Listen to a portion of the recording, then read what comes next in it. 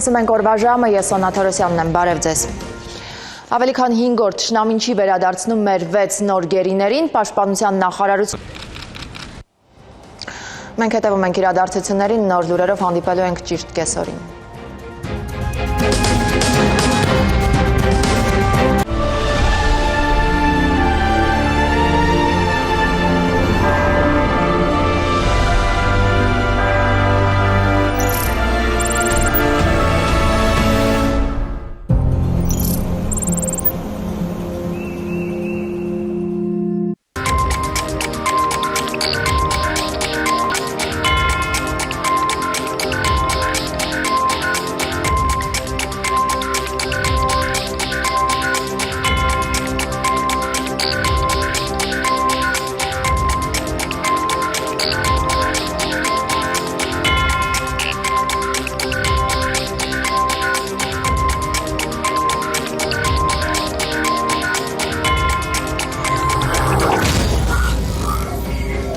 Զինծառայողների գերեվարումից անցել է 5 օր, Ադրբեջանի արտգործնախարարությունը պատասխանել է ԵԱՀԿ Մինսկի խմբի հայտարարությանը։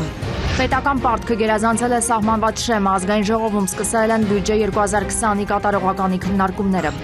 Ռուբեն Վարդազարյանի վերաբերյալ քրեական գործով վարույթը ենթակա է կարճման դատարանի որոշումը։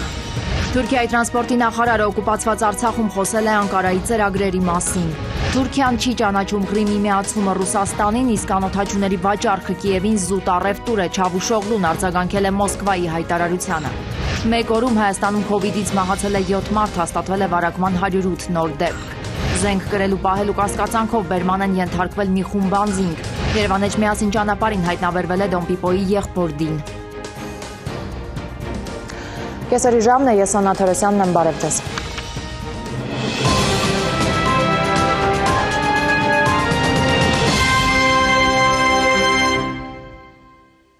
Ադրբեջանի արտգործնախարարությունը պատասխանել է 6 հայ գերիներին ազատ վարակագիր։